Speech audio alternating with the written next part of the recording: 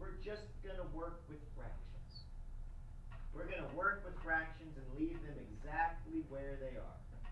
Now, whenever you're solving for a variable, right here, whenever you're solving for a variable, you have to get all of the constants on one side of the equal sign and all of the variables on the other side.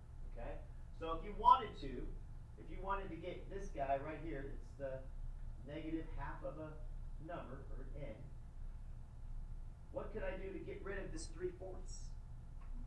I could subtract. Now, understand, this right here, these are called additive what? Additive inverses. That's what we learned just previously. Those are additive inverses. And additive inverses always equal 0. Well, whatever I do to one side, I must do to the other side. Okay? Now, without a calculator, you couldn't just subtract these, because what do fractions always have to have in order to add or subtract them? Common denominators, right? Okay? So what would be the common denominator between a 8 and a 4? 8. So what we do is we change this 1 to 8. We're going to keep this guy exactly as he is because we don't have to change him. What do I have to multiply the 4 by to get to 8? I had to multiply that by a 2, which means I got to multiply this guy by a 2. And all of a sudden we're left with a negative 6. All right? So now, since they have the same denominator, I'm allowed to take this 5 and add it to this negative 6. I don't like it. What's a 5 plus a negative 6? A negative 1. All right, that's nasty. All right, so now we have a negative 1/8. And what am I going to bring down? That's right, negative 1 over 2n, or negative half of n. Now, whenever you get this, you're dealing with fractions. Now, the cool thing is I've got a negative sign here, and I've got a negative sign on the right side. So what happens to those negative signs? Yeah, we're just going to cancel those out right now. If we cancel them out, that means we're done with them. We don't need them anymore. All right? So what are we left with? We're left with a half of n equals 1 over 8. Now, my suggestion, whenever you're working with fractions, eventually, what do we want our answer? We want our answer to be n equals something, like a number, a constant. All right? So what I'd like you to do is remind yourself, because I know you guys don't work with fractions every day, all right? Remind yourself that all you have to do is multiply both sides by the reciprocal. So put 2 over 1, and put 2 over 1. And remember, this is what's known as the reciprocal. Got to develop that language. All right? Now, whenever you're multiplying fractions, how do we multiply fractions together? Top times top and bottom times numerator times numerator, denominator times denominator. Just in case somebody's listening in, we don't want those math teachers to be like, can't believe we didn't use the word numerator and denominator. All right? So, top times top is 2, bottom times bottom is, but that's not good enough, Garrett. It's not good enough. We've got to simplify it. So what does it simplify? 2. 1/4, that's right. So that right there, without the use of a calculator, that's how you work with fractions. You got to find common denominators, okay? You got to multiply by reciprocals, all that. So that's one way to do it. So if you're comfortable doing it that way, just keep doing it, that's fine. Now, if you're a person that doesn't like fractions, let's say you're like, I don't like fractions, then we're going to show you a different way. So right now I'm going to write 3/4 minus 1/2 n equals 5 over 8. Alright, so let's say one of those people that doesn't like fractions for some reason. I don't know why you wouldn't, but what I'd like you to do is I'd like you to put a parentheses around the entire equation. Put a parentheses around the entire equation. Now, step 1, this might be a little bit different than what you're normally doing. I want you to look at the denominators. Okay? So it looks like we've got a 4. It looks like we have a 2, and it looks like we have an 8. So we've got a 4, a 2, and an 8. Now, the multiples of 4 are 4, then 8, then 12. The multiples of 2 are 2, 4, 6, 8. Who do we appreciate? Thanks for having that. Soccer games, when you lost and you were still upset, but you were then we have 8, 16. Now, what is the LCM? What does that represent? Lowest or least common multiple. Least common multiple. So if we look, it's going to be kind of a weird drawing.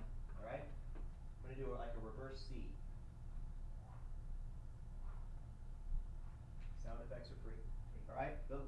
Wait a second. The least common multiple is what? 8. So what I want you guys to do is you're going to take that 8 right there. That's the LCM. And you're going to multiply every single fraction by the LCM. You're going to multiply it to that. You're going to multiply it to that. And you're going to multiply it to that top number right there in the numerator. Okay? By doing this, it's cool. All the fractions will disappear. You don't have to worry about working in fractions. Okay? So, what's 8 times 3? 24. So we're going to put 24 over 4. 8 times 1 is simply an 8. And 8 times 5 is 40. You're like, Mr. DeMood, they're still in fractions. However, 24 is divisible by 4. That's just a 6. And 8 divided by 2 is 4. And 40 divided by 8 is 5. Now, I want you guys, by the way, look at this equation versus what we started with.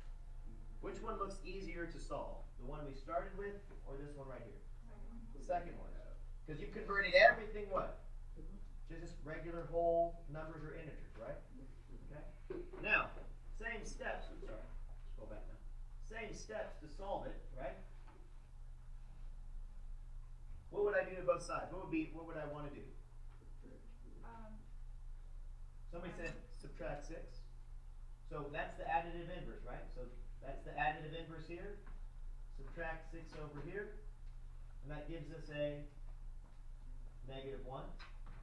If you bring down this -4n, what does that leave us with? -4 times a number equals -1. Now the very last step that you will always do, once all the variables have been isolated. So whenever you get all the letters by themselves, okay, that means you actually, they call it what? Isolating or isolation of the variable. Isolating the variable. That's the last step. Finally, you what? You divide, right? Yes. That's a horrible, that's not how you spell divide. Divide by the number in front of the variable. The number in front of the variable.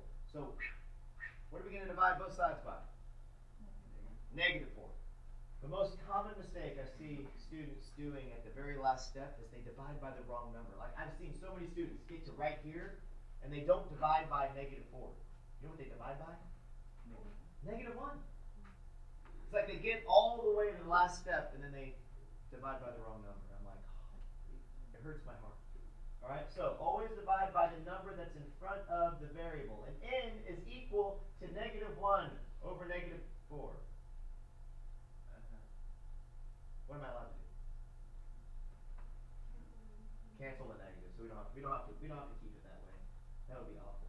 By the way, I'd hate to have saying, "Good morning, negative Maddie divided by -1." Okay, because that would get really annoying if you just say "Good morning, Maddie." All right. So we get the same what? Same answer. This way, all you have to do is find the least common multiple between the 3 denominators, and you multiply it, and what does that do? It changes all the fractions to integers. Okay? So what I'd like you guys to do right now is I'd like you to try, attempt number